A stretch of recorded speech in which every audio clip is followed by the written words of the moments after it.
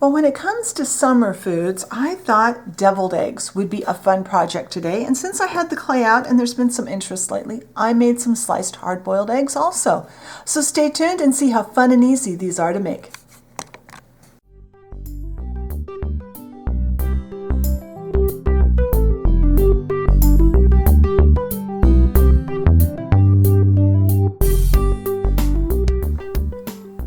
All right, I decided to combine both sliced hard-boiled eggs with deviled eggs in a single video because they take the same colors of clay, and so we've already have this stuff. But for just a standard hard-cooked egg, I'm using a pale yellow. This happens to be the pale yellow from Craft Smart, which I picked up, I believe, at Michael's a few years ago. Any pale yellow clay. And for the egg white, we're going to use this. This is something I keep in my stash mixed all the time. This is equal parts white and translucent. I use this a lot. We used it recently when we made the steaks because I use it whenever I need meat fat. It'll be perfect for this. So what I'm going to do, and I'm not going to use this whole piece. Now both of these colors of clay are going to pick up every bit of dust that is anywhere near your work surface. Before you get out either a pale yellow or a white translucent, those colors of clay, clean everything. Wipe your blade down with a wet wipe. Wipe your tray off, wash your hands, and probably repeat that process a few times because you are going to pick up every piece of dust in the universe. Okay, I got a little too narrow. What I'm looking for here is of my yellow, I want a 1/2 inch snake or drum. You can use more clay and make more hard-boiled egg snake slices because we're going to do this as a cane. All right, that's right at the 1/2 inch. Now, I have my translucent white mixture. I have my double popsicle sticks or craft sticks and my roller. This way I get a consistent piece of clay. Hopefully this is, I don't think I've got quite enough here. Let's get a little more. Any extra can just be put back in the bag and used for another project. We'll probably use a lot of that later when we make the deviled eggs.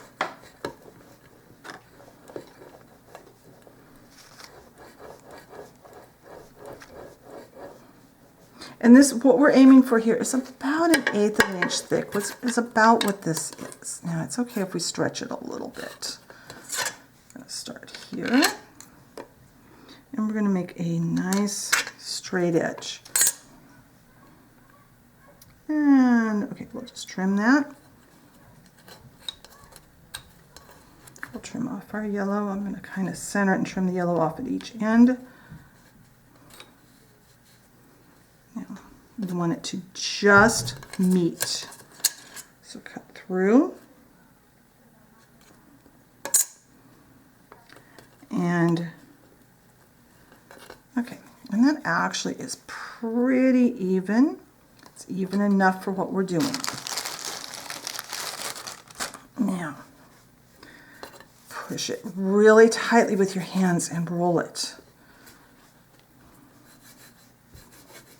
If it gets too long to handle, then cut it in half, but kind of roll it as you cut it. And what we want to do is get this down to, again, about a 1/2 inch. All right, that's about a 1/2 inch. I'm going to cut that off. I'm going to cut the end. And because I'm probably only going to cut one of these today, now, if it gets too skinny, just kind of push back on the ends and shorten it, and it will get fatter again. When you get it the size you want it, this needs to go in the freezer for about 15 minutes. By putting it in the freezer for 15 minutes, we've done this on other projects, it will chill this and firm it up so that we don't make a flat side or as much of a flat side when we cut it. So I'm going to go freeze this for 15 minutes. When I come back, we can slice this and then bake it. So I'll see you in a minute. All right, so it's been in the freezer for about 15 or 20 minutes, and now you still need to be careful, but it will be a lot easier to cut this without distorting the shape. I like to roll to cut a little bit. It's sliding on my tray.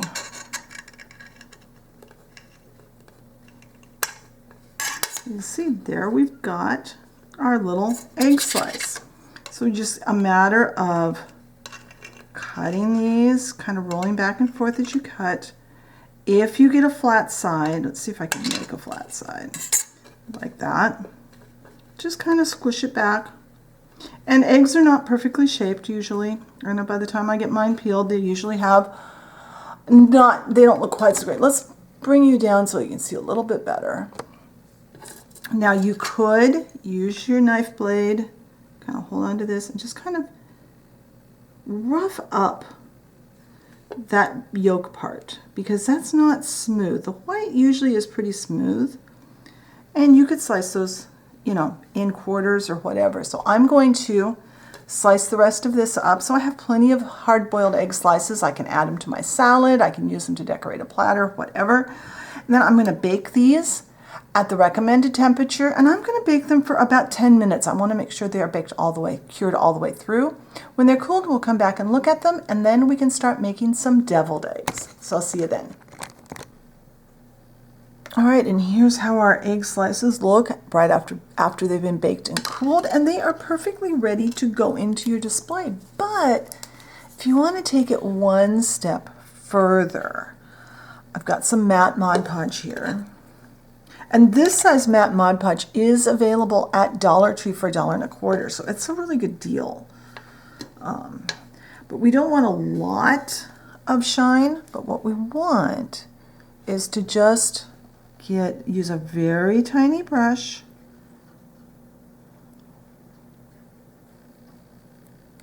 and just put a little bit of matte Mod Podge on just the white. Because the egg white on a real hard-boiled egg slice or real hard-boiled egg has a slight sheen to it, but the yolk doesn't. And that's how we add just a little bit of more reality to a more real look to these. So I'm going to do this to the rest of these. I'll let them dry, and then we'll come back and take a look at them and go on to making some deviled eggs for the dolls. All right, here's some of our hard-boiled egg slices that I have put the matte Mod Podge on. So there's just the slightest bit. You kind of pick up the shine right there. The camera's picking that up. Just the slightest bit of shine on that egg white, just like in real life.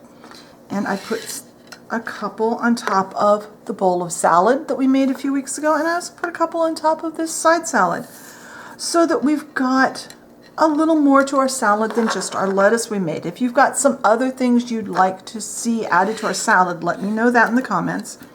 Another thing I think would be fun to do, and if you guys are interested in it, I think these would look great on, some of these sliced would look good on doll-size avocado toast. In the fall, maybe we can do that. If enough people want to see it, I will go ahead and work up a tutorial for that, because I think that would be fun, and some of those are really pretty. So now let's start with our deviled eggs. So for our deviled eggs, I have the same white and translucent clay, and I want to point out something here.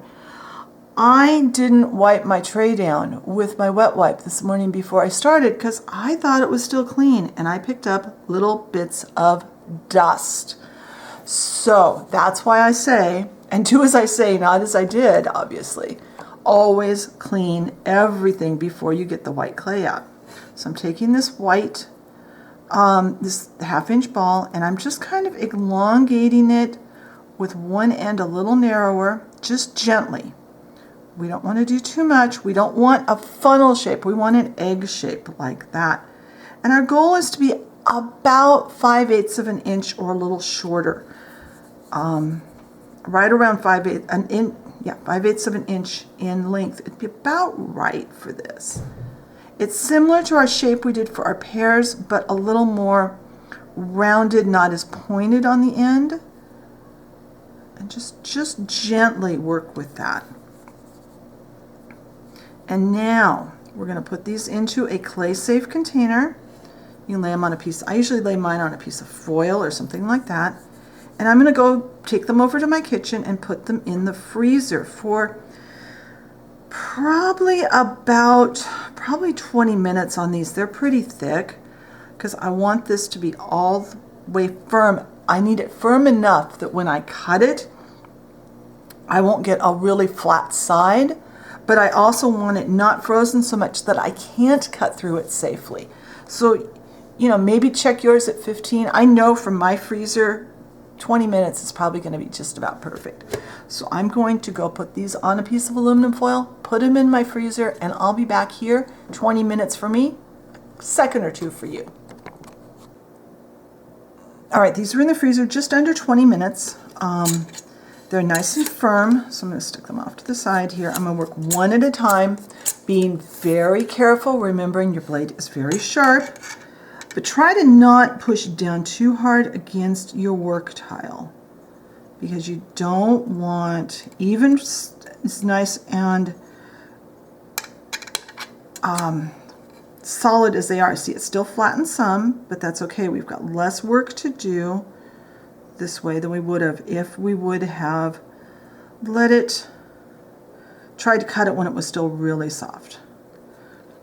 Start getting it back. I am going to push down just a little bit so it will stand up a little more flat when it gets done. So let's go ahead and get these cut before they warm up and get soft. Now if you can hold it up off of the counter, but it's kind of hard to do that. So if we would have tried to cut this when it was soft, it would have flattened out much worse. These maybe could have been a couple more minutes in the freezer, but I was afraid of getting them too hot or too cold because then they would be too hard. Trying to mix up the words hard and cold, and it came out wrong. All right, another couple, because I want to get these cut while they are still pretty hard, pretty firm. And it doesn't hurt your clay to cut it, to freeze it like that. That's fine. It's not going to hurt it any. All right, now let's see if we can kind of push these back into shape.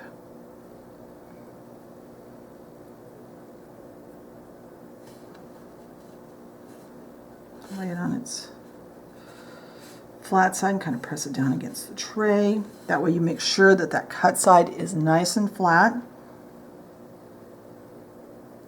I do like to flatten that rounded bottom just a little bit so that they will stand up nicely. So I'm going to get these all back into shape, and when I get them all back into shape, I'll come back and we will start putting the filling in.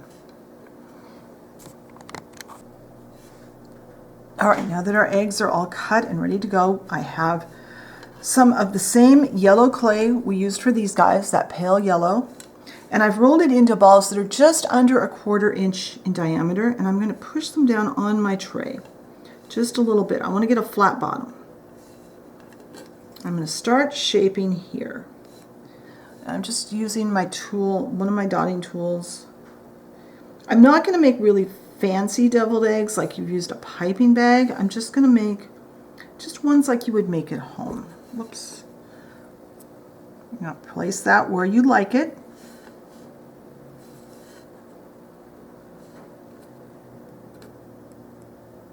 And roughen up that texture on the top. And that's all there is to it. Let's do it one more time. Ball that's just under 1/4 inch in diameter. Press it down and start getting the edges kind of down, because otherwise it's going to be rounded on the bottom and you'll be able to see that it was set on top of the flat surface by kind of blending out that part. It looks a little nicer when you get it on here. Now you could mix in some little tiny pieces of other colors of clay if you want your dolls to have fancy deviled eggs. And I know fancy deviled eggs are the thing right now, apparently. According to one of the cooking shows I was watching the other day, they were doing like really fancy deviled eggs, but all right.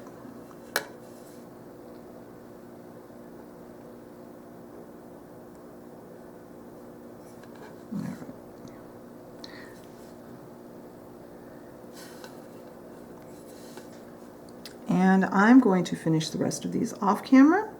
And then I'm going to bake this at the recommended temperature for my clay. Remember, if you're using 2 different brands of clay that have 2 different temperatures required for the clay, go with the lowest temperature. And I'm going to bake these for 20 minutes just because I want to make sure they're cured all the way through so that they will be a more stable, stronger, finished piece. So when these are baked and cooled to room temperature, I'll be back and we'll look at what we need to do to finish. All right, these are baked and cooled, and now optionally, and I probably will only do a couple of these this way right now. Off camera, I might do some later. Just go through and do a thin coat of the matte Mod Podge on the whites of your deviled eggs. If you got spots on your white clay that really bother you, you could go through and touch up that part with a little bit of white acrylic paint and then put the Mod Podge on over that. But I love how these came out. I'm going to let this Mod Podge dry. Once it's dry, I'll come back. We'll take a look at them finished and talk a little bit about what we've done. So my Mod Podge is dry, and these are ready to display any way you want to. They'd be really cute glued onto a plate if you prefer to put your doll food that way. I just think they'll add a lot of character to a lot of our doll meals over the next several months. I hope you enjoyed today's project. Be sure and check the blog post for some photos and more information. If you have a food or other project you'd like to see me do on the channel, be sure and let me know in the comments. If you liked the video, be sure and hit the like button. If you enjoy my content and haven't subscribed, I encourage you to hit that subscription button and the notification bell so you know when I put up a new video. Thank you very much for watching today, and I will talk to you next time. Bye.